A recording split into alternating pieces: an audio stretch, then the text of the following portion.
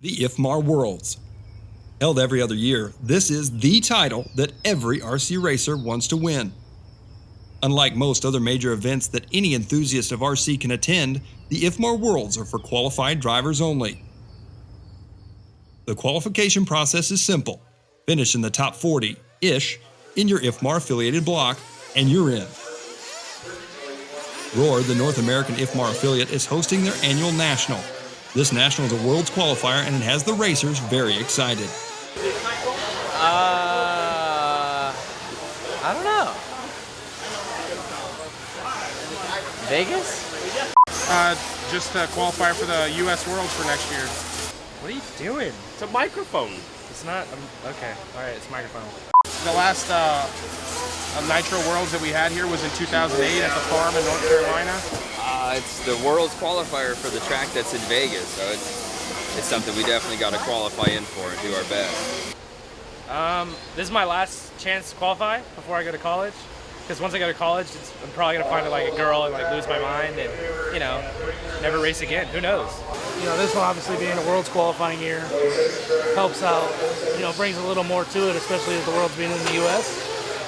Everybody wants one of those top, 40 or 36 spots or 30. I don't know exactly how many. Everybody wants those spots so they can go race in Vegas next year. Gonna make the top 40? No, I did not. Most certainly. How good are you at sabotaging? I mean, if you can take the competition, I got this.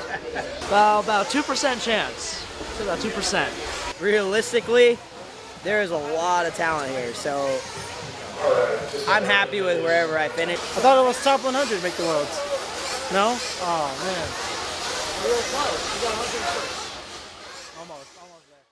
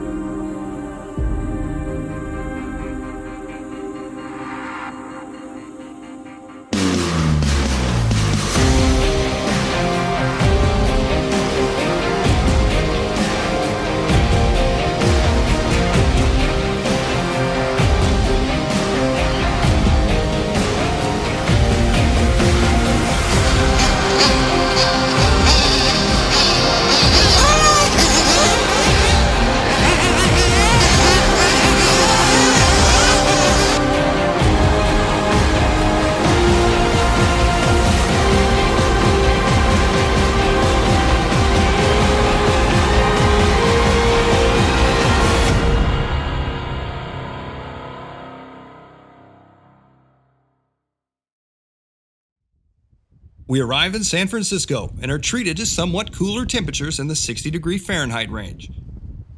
Some sightseeing, a quick stop for some inspiration, then a short 3-hour drive north to Chico. This is the home of A-Main Hobbies and the Silver Dollar RC Raceway, which will be the host of this year's Roar Nationals. Arriving late in the afternoon on the final day of practice, we are greeted by a staggering heat.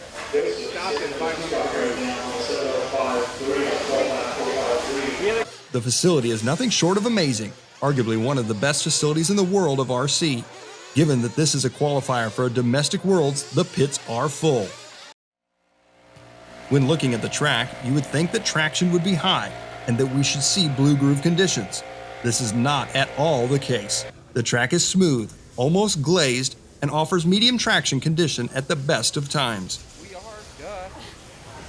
Finally got on Dude, on the glassy parts, undrivable. I don't think they heat up properly in the back of the And then in the hooked up parts, oh, so twitchy. Like at the top of the hill, oh my God, it was crazy. Woo. Even though the track is offering significant challenges for many of the top drivers, the mood is light, fun even. Not what you would expect for the biggest race of the season in the U.S. It's all mental, bro. If you think you're going fast, you're going fast. Phenomenal. You drove right here. Phenomenal. Phenomenal.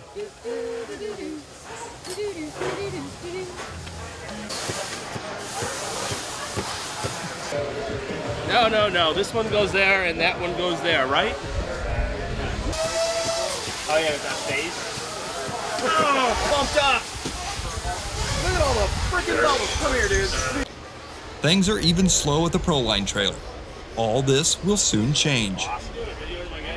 Both AKA and J Concepts have come to this race with new, much-needed, long-lasting rubber compounds. Given the heat and slippery conditions, tire selection will be key. Many drivers resort to using tires typically seen on an indoor track, only in a much harder compound. The recipient of not only new rubber compounds, Ryan Cavalieri has been running a brand new car this year and has podiumed every single major Nitro event with it. Just having a car that you know is able to win helps. So that makes it easier on everybody. So really consistent all year at every race. Got to win at Neo. Coming here, with a good amount of confidence. So just need to get a little bit more consistent out there, and we'll be right there. Coming in, I'd say I was pretty confident. I thought I'd be a little bit faster today in practice and yesterday. That's been a little bit discouraging, but I'm not too worried about it. I think I had my cars a little bit off, so we'll see. I think it'll be good. Come Sunday, I think we'll be pretty good. Ryan Maifield is sure to be on a mission this weekend. He stormed out of the gates this year by winning literally the biggest race of the year, the Nitro Challenge. But he has since struggled to find the podium. Would we see our first repeat winner of the season emerge from this trifecta of veterans?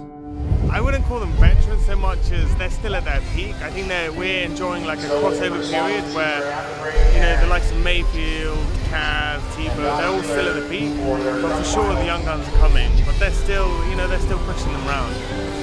And what of Ty Tessmann? While still ranked the #1 driver in the world, he is winless on the Nitro season. We haven't really won a big race, so we worked really hard. We've been testing a lot. We've been having a lot of long days coming up to this, and it's really paying off, and we're really happy for that. Both Ty and the Proline team have worked tirelessly leading up to this event. It's been hit and miss. Every company's going to have it, We've run into a bunch of bad luck and some other issues, but, you keep on trucking on, and whatever's going to happen is going to happen, and you can't win them all, but you sure want to. Not only is Ty winless, but Proline is not enjoying the success they relished in last year. Would this be the event to turn the tides on their season? Son of a biscuit!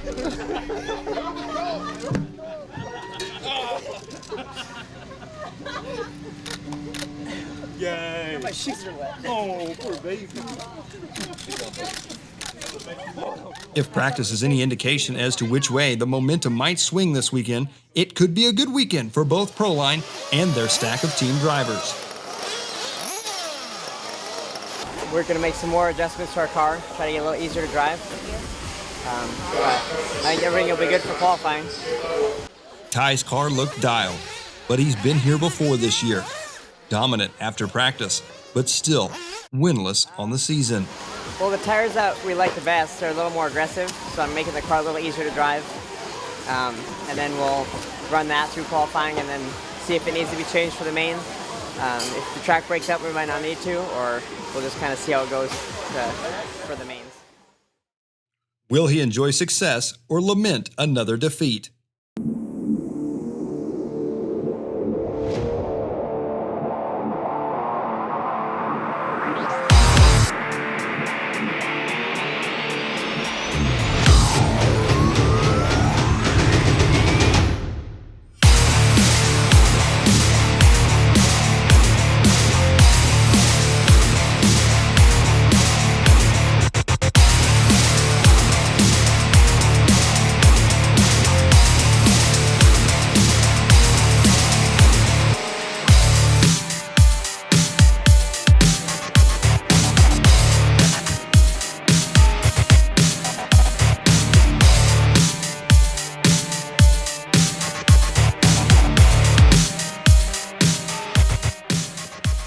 Tessmann, along with fellow warm-up attendee Ryan Lutz, have come out of practice as the men to beat. They will both be put to the test in their truggies first. While the emphasis at this year's Roar Nats will be on buggy, the contingency money and bragging rights motivate the top drivers in this class. At the very least, truggy is used as extra track time for buggy. And with a track as challenging as this one, track time is king.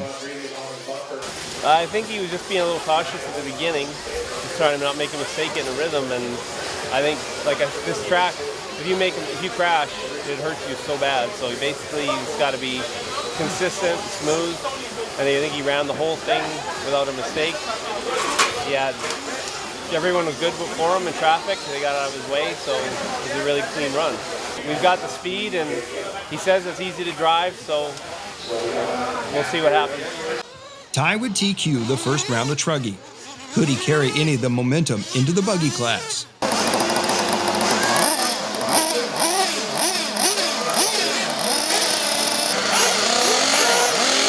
Jared, Tebo, and Ryan Lutz prepare themselves for their first buggy heat.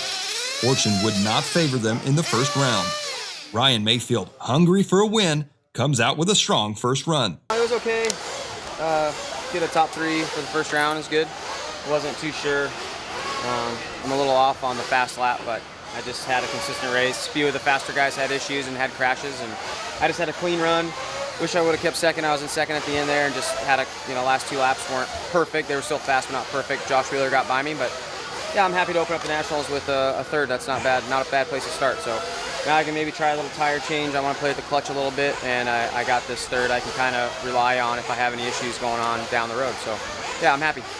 Josh Wheeler, participating in only his 5th race of the season, surprised many by finishing second. Yeah, buggy was good. The car felt great. Ran the X1 Electrons, and they were definitely the tire to run. I think a lot of guys chose X2s, and I went X1s trying to be a little looser, hoping that'd be faster, and I think it was. I made one mistake. I had a great start. I think I was a few seconds in the lead, but then I made a little bobble trying to get away a little bit and hit a 2 by accident, and set me back a little bit, but then I came back up and got second behind Ty, so I can't complain. The car's fast, it's easy to drive, and I think for the main it would be great. As fast as Josh was, it wasn't enough. Ty wins the first round of buggy with a 5-second gap. Well, it started off pretty good. My tires were a little cold, so it was a little bit sketchy, but just trying to get in the groove, and then it was a little bit hectic at the start with traffic. But once I got in the groove and the tires warmed up, it was good to just run laps and run my own pace, basically, and try not to crash. The back end is a little bit squirmy feeling, so we'll try something for next round. Just with being so hot, you need to make adjustments. But the car, other than that, it was good. This track is so fast that if the guy bumps the pipe and gets sideways, you're into him instantly. So he wants to play it safe. You don't want to get too close on this track because you'll get taken out. Someone will bump a pipe and then you get stuck on him, and that's the end of it. So you have to be a little more cautious, I think. I think he played it right. He could have gone a little faster, but it all worked out. I mean, I think everyone's having the same issues. You don't want to get too close. It was a good run for Ty. I think he was 5 seconds faster than the next closest guy. So it was good. I think Wheeler got a top 3, so that's good. He's on a full-time racer, so that's good for him. And so bad luck for Dakota. I'm not really sure what happened to him. I got to go check and see what happened. But overall, it was good. So hopefully we can keep that momentum up for the day. My run didn't go so well. Everything was going really well. I was in the front, and then my tires just came off the rims. I've been having issues with them staying on the rims, so we'll figure it out and get a good next round in. At this level, seeing tires coming unglued is rare. Daniel sets time aside to find out what happened with his tires. To go from buggy top qualifier at last year's Roar Nats to having a tire unglued this year has many wondering if the departure of Adam Drake from TLR has hurt Dakota's racing program.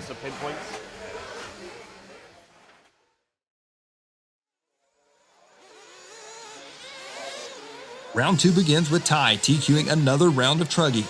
His momentum is building. In the first round of buggy, we saw Josh Wheeler be his closest competitor. Who would it be this time?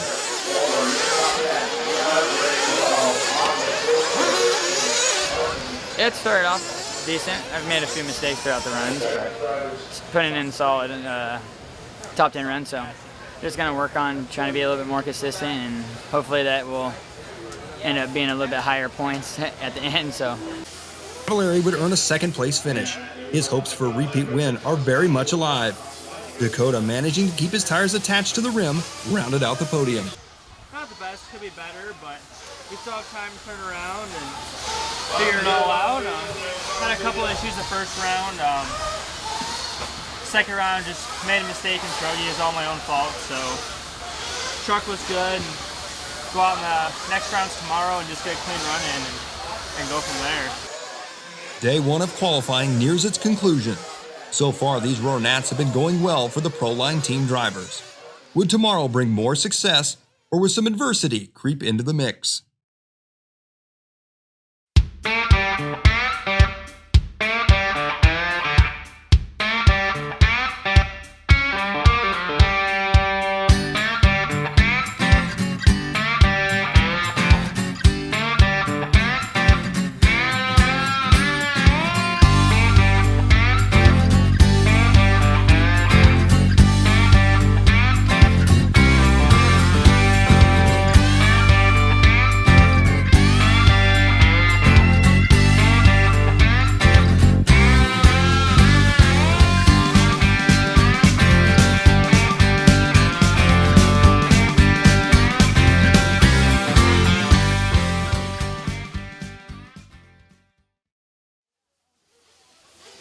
Day two of qualifying begins. The intensity of the racing action heats up almost as fast as the temperature does.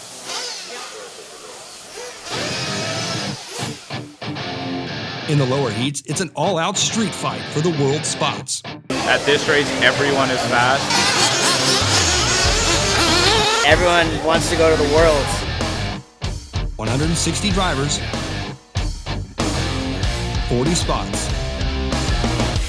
Virtually anything goes on the track. The referees are preoccupied by squirrel.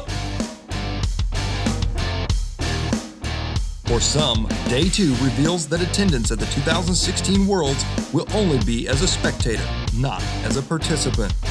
Everybody's charging hard and trying to get a spot for the World. Only past IFMAR champions are guaranteed spots. No one else is locked in. For the most part, the top 40 are comprised of a very familiar list of drivers.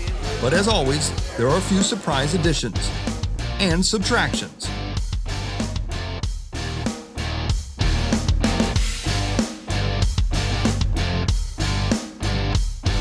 Given that the Worlds are being held in his hometown of Las Vegas, Dylan Rodriguez is working hard to earn his spot. I think I'm way more nervous than he ever gets.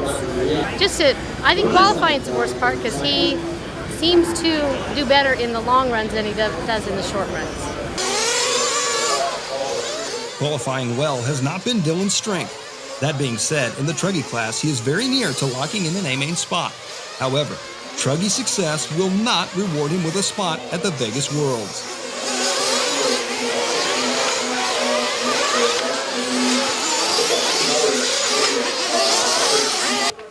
Buggy qualifying was not without its struggle in the Rodriguez camp.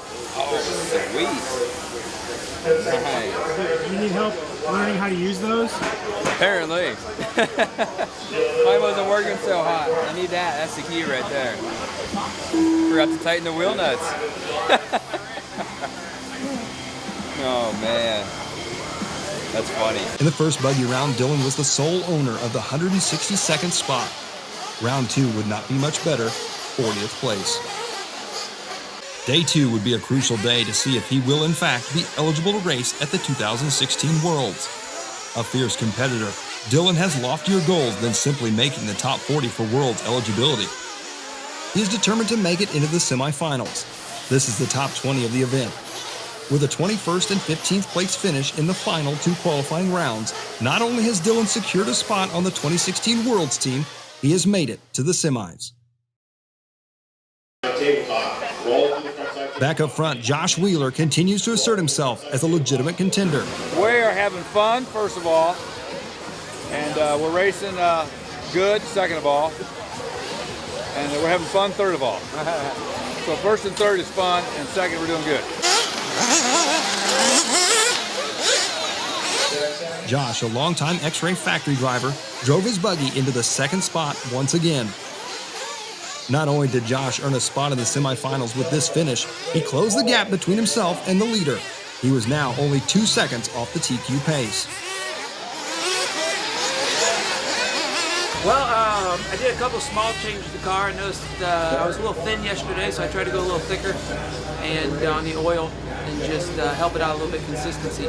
And it was great. Everything else was the same though. I wanted to start right behind Tessmann because every time I try to get out there, it's always a big group. So I tried my best to start behind Tessmann. I knew he was the pace setter, so I can get a couple seconds behind him. I didn't want to be right on this bumper when we started because I didn't want to be racing with him, but I wanted to be somewhere I could see him.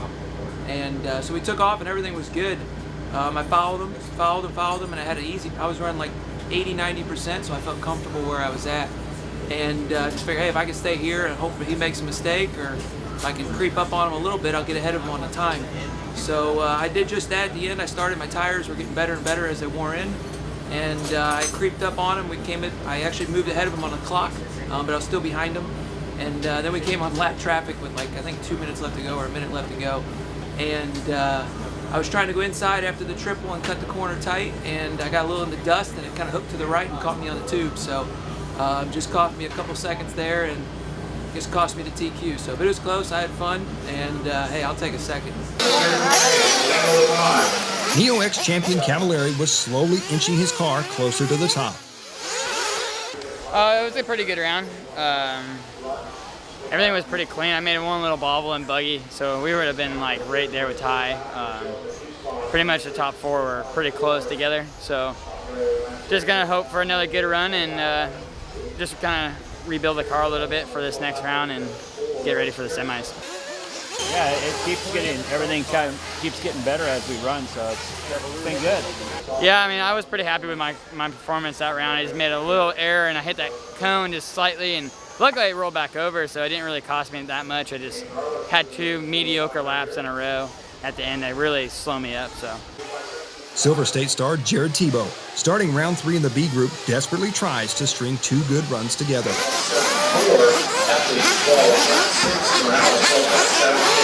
Day 2 would see him earn spots in the semis, but with crash-laden runs. Better than yesterday, but still nothing like what we want. Felt like I had a little more speed, just slacking on my driving side a little bit. Truggy, I felt like I drove really, really well. Just lacking some drive. I feel like my car just won't really go, so I think it's a clutch problem. My buggy was kind of similar, but changed my clutch for the last one, and that felt perfect. But I just drove bad in buggy both runs today. Just stupid crashes, hit the cones in both qualifiers, and can't be doing that. So I think we'll be all right tomorrow. I need to drive a little better, and hopefully the track will be a little colder. And it seemed like when the track's a little colder, I felt a little more comfortable. So we'll see. Hopefully it goes good tomorrow. The big story this weekend was once again Ty Tessmann. He only needs one more round win to earn overall top qualifier in both truggy and buggy classes. Gord, keeping a close eye on track conditions, makes sure that they are staying on top of their setups.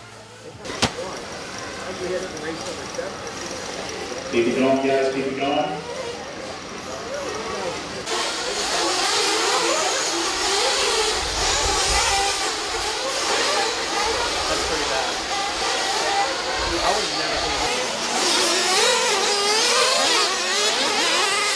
Ty's truggy run was flawless.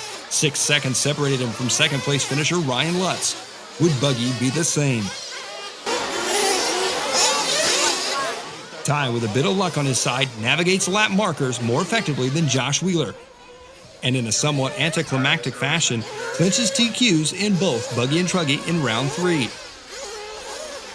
The fourth and final run starts off slow. Running the tires he would in the hour-long main final, it takes time for Ty's tires to come in. In the meantime, Dakota takes the lead with a comfortable gap.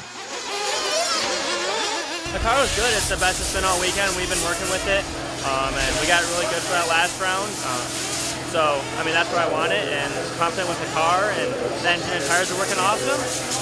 So we'll go into the semi tomorrow and the semi practice with, good head on my shoulders, and I know the car has the speed now, so just go out there and test some tires for the main and see how it is.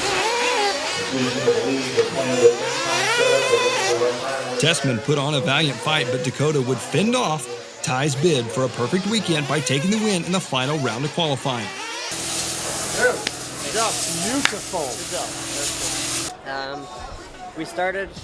We ran X1 Fugitives just to test for the mains. So I knew it was going to be kind of slow, but I just wanted to check it out, and I'd rather have testing than another TQ. So, but they still were pretty good. It's just they weren't quite as fast as Electron. So I just drove around the track and tried not to crash, and basically did the best I could with the tires. But I think it'll be fine once everyone's on the same tire for the main. So I'm not worried about it. I just wanted to get a feel for it, and now we know what they're like, so it was good. His lap was still 0.3 faster than Dakota's, so we're pretty confident when Dakota gets on those tires. I think we should, as long as we don't have an equipment failure, we should be fine. Will this year's Roar National end up being another race for second? Or will fate step in once again and rob Tessmann of the win? Despite major setbacks at each race this year, Ty and Gord focus on the task at hand, making sure their equipment is ready for the main event. It's so soft. The only thing that would close to make it would be the Fugitive. And when we ran that 45-minute main at the S-Works deal, and Drew's tires, because Ty ran X1, Drew ran X2, and Drew said his tires were really hard to drive like the last 10 minutes. In an hour-long main, everything needs to go right. Tire selection, setup, tune, reliability, all will be put to the test. Only one thing needs to go wrong for the win to fade away.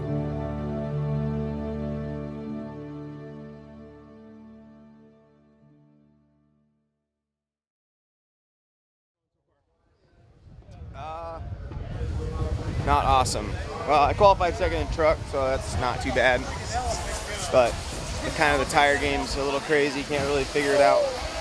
Buggy's a little loose all the time. So, but there's still a lot of racing left. The weather's a little different, so that might play a little better for me. And we'll just kind of see how the day ends.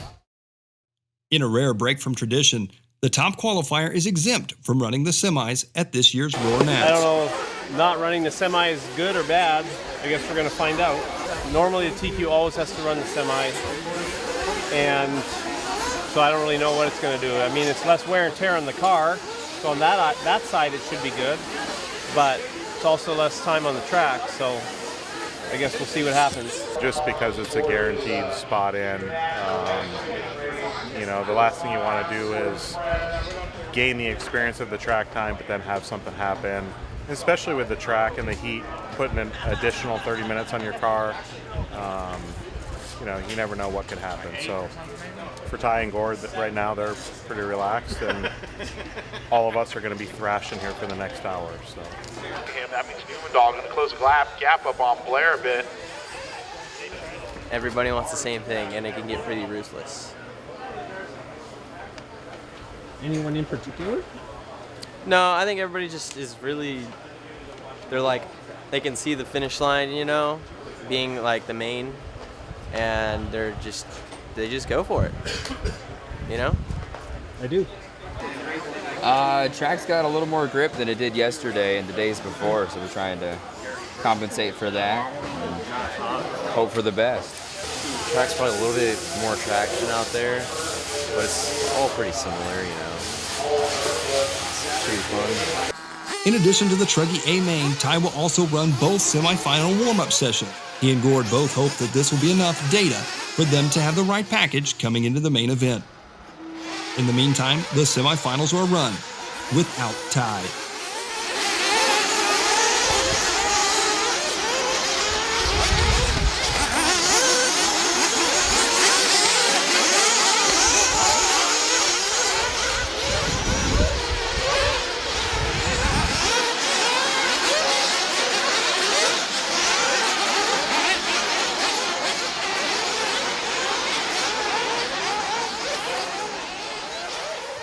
In the odd group, Dakota is in a heated battle with Cavalieri.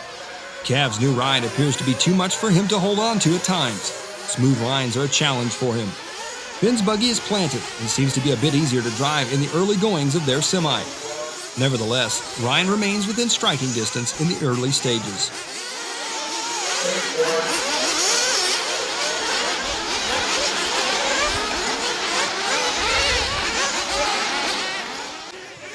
Making sure that the conditions haven't changed too drastically, Gord watches intently from the sidelines. I don't have any favorites. I just, whoever wins always deserves it, in my opinion. It's a lot of work to get to the semi, and then it's a lot of work to win it. So if they win it, they deserve it. Dakota's parents monitor their son's progress. He is still in the lead, but Cavalieri is pressing hard.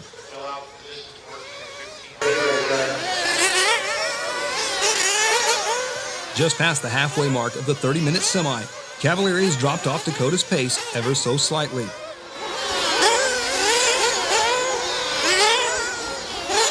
Finn would take the win relatively uncontested, but the margin of victory over Cav would only be 3 seconds. In the even semi, it would be Wheeler putting down a dominant run.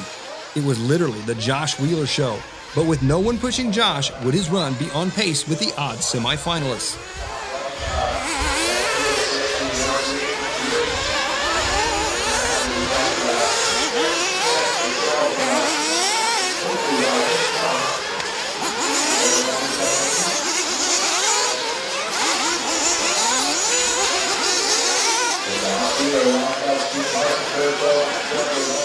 Wheeler would win the even semi with a 6-second victory.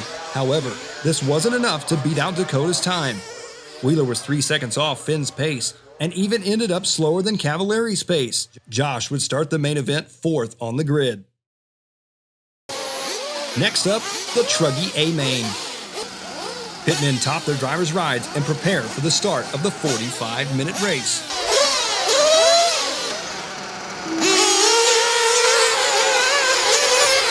Starting from pole, Ty gets a clean start. Behind him, it's a dogfight.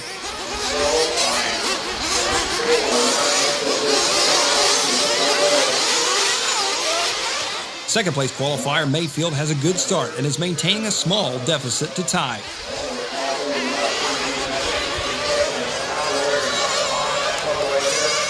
He settles in knowing that it's a 45-minute race and anything can happen. He has, after all, been to this rodeo before.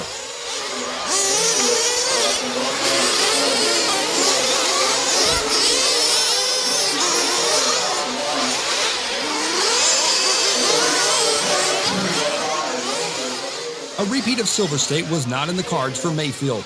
Mistakes plagued his run. He drops deep into the pack and would finish in the 12th spot. The battle for second heats up. It's between Lutz and Tebo. Jared blows a corner and Lutz forces his way past. Does not work out well for Ryan. It was really good. The beginning was a little tough. There was a good freight train going and got in a little bit of traffic. Somebody went wide. I bumped him. He got mad and took me out a couple corners later. Got me down to 7th place. But I fought back, and with the pit stops how they were, I was able to keep pushing and ended up getting second behind Tessmann. Ryan Lutz would come very close to winning the race, but in the end, Tessmann takes his 3rd Roar Truggy title with a comfortable 7-second gap. That one was a little bit sketchy. Diff was going out, and he had to drive pretty conservative the last 15 minutes.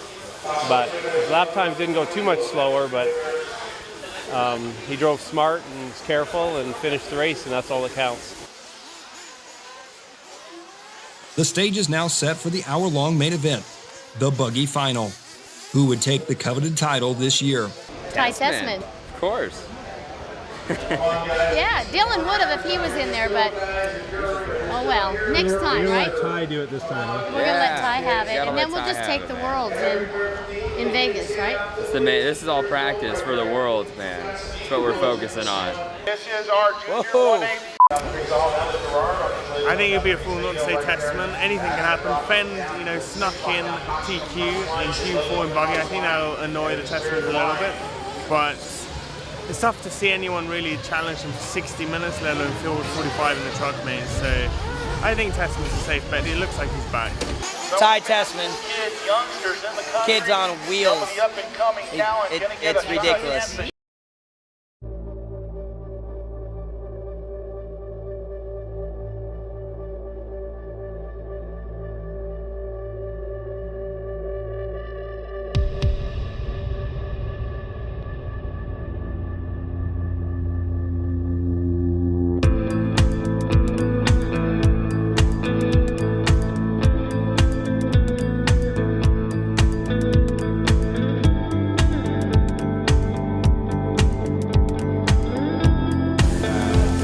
So I'm happy, brand new car. Not a lot of time on it, but I'm excited about the potential in the future.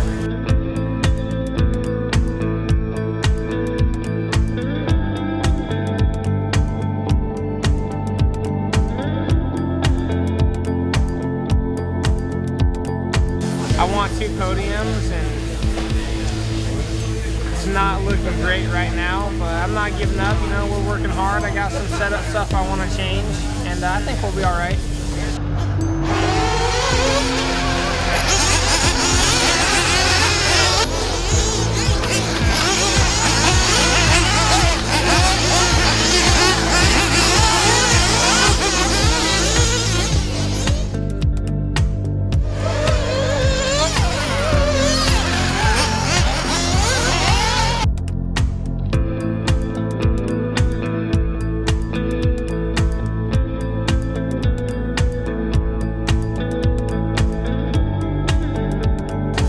Well, at the start, we were all pretty close for the first probably 5 minutes, and then got a little squirrely pretty early, and Dakota got by for a couple corners, but managed to get by him again.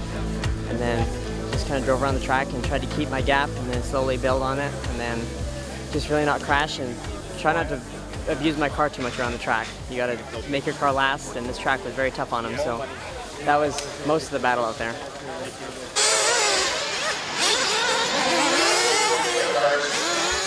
At this point, it would appear that sitting out the semifinal has not affected Ty's performance in any way. He is maintaining a 5-second lead over Ryan Cavalieri. It doesn't appear that Ty is pushing his car to its maximum.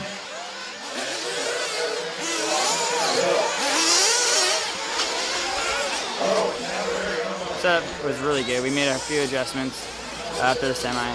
Car felt a little bit more consistent and easier to drive. So, I had the pace at the beginning, just kind of faded a little bit halfway through, and then just kind of made some mistakes. Track got a little bit dusty through a few, and you miss a few lines, you kind of lose the tail end of the lead. So the first cycle of pit stops is about to begin. Ty, pit! Ty! A solid pit strategy is crucial in long races. In an hour-long main such as this one, up to 8 pit stops will be made.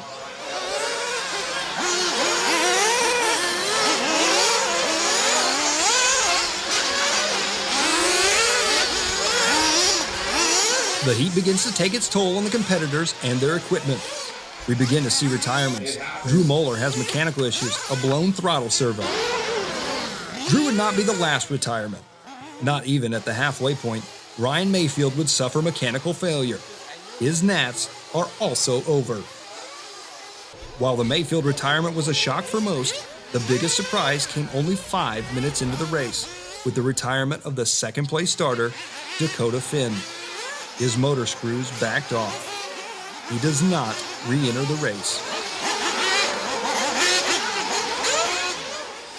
While not suffering any mechanical issues, Dave Wheeler watches his son struggle out on the track. He did not get the start he was hoping for and was mired by traffic. So-so. Got a tough start. I just had some bad luck at the beginning and kind of got into a groove in the back and just kind of hung in there. So it wasn't the greatest, but it was all right. Cavalieri, picking up from where Finn left off, has managed to keep Ty honest, for the first half of the race at least.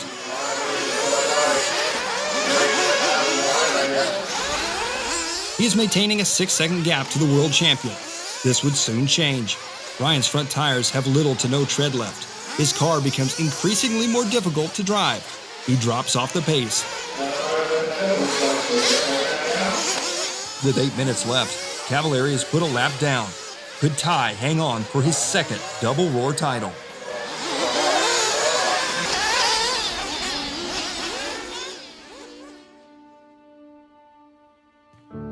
The pressure and stresses of being a professional RC car driver have become very clear over the past few months.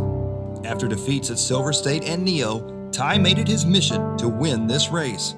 Countless hours of hard work have paid off. Spectators hoping for a repeat of an action-packed final lap that they were treated to last year would be very disappointed.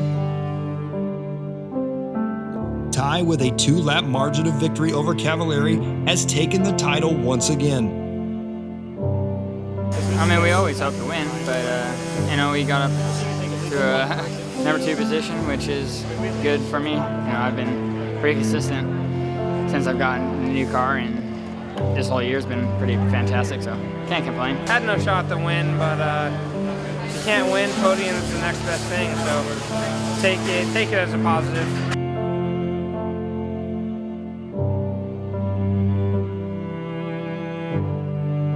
I'm just really proud of him. He's worked so hard. He's had some disappointments this year so far, but this one I think maybe is made up for all those. Can have some momentum now maybe, and we'll put this race behind us, and the next one is another race, so we're going to work hard towards that one. Yeah, I want to thank all my sponsors for all their help and support. Just Hot Bodies, Proline, OS, Savox, A-Main, and then my family for all their help and support. I couldn't do it without them. They pay for me, they support me, they coach me, they do everything. So, and then most importantly, I want to thank my Lord and Savior Jesus Christ. A lot of hard work paid off for sure. You know, coming to the warm-up race, learning the track, knowing what to expect, you know, having the right stuff here. You know, working with Ty and Adam and Drew and everybody has been great. And you can't ask for a better outcome. TQ in every round, winning both mains, and kind of getting that monkey off of Ty's back. So I'm super pumped for him, and we're gonna move on to the next event and hopefully be able to do the same. But I'm super pumped, man, and I'm ready to go home. For Dylan, the Worlds are now a reality. The question is, what will he do with it? And when will part-time racer Josh Wheeler participate in race number 6 on the season? I'm not sure at this point. I gotta look into the schedule. Yeah, actually, wait, I think there's a race coming to St. Louis. As for the Tessmanns and the rest of the Proline team, there is little time to savor this victory. The Vegas Worlds are fast approaching. Based on the results from the Silver State race, Ty has his work cut out for him if he has any hope of being the first back-to-back IFMAR World Champion.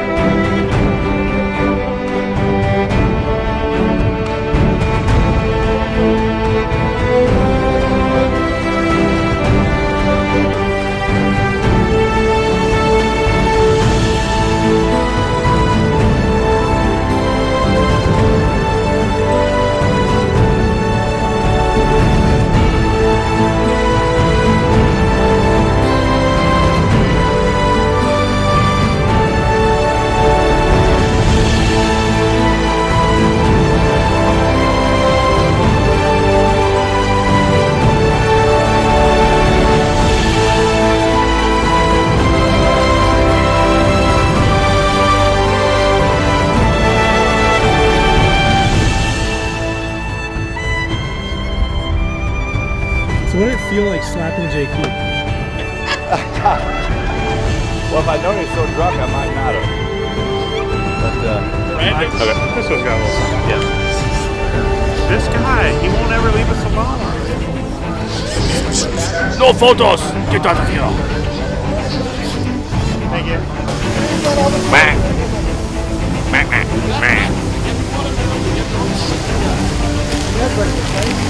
Best food ever. Canadian hits. Get lucky when I get home. Just maybe. You're coming. So,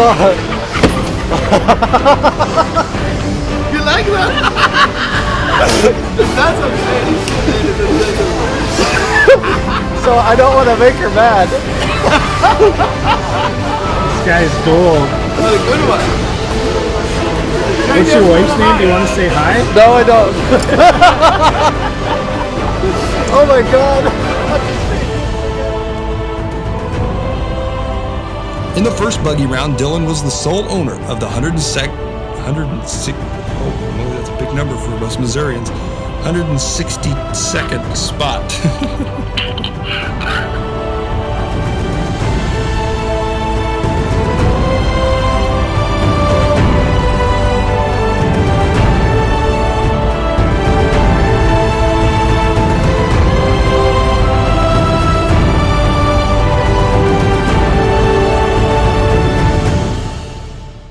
Both Ty and the Proline team have worked tirelessly leading up to this event.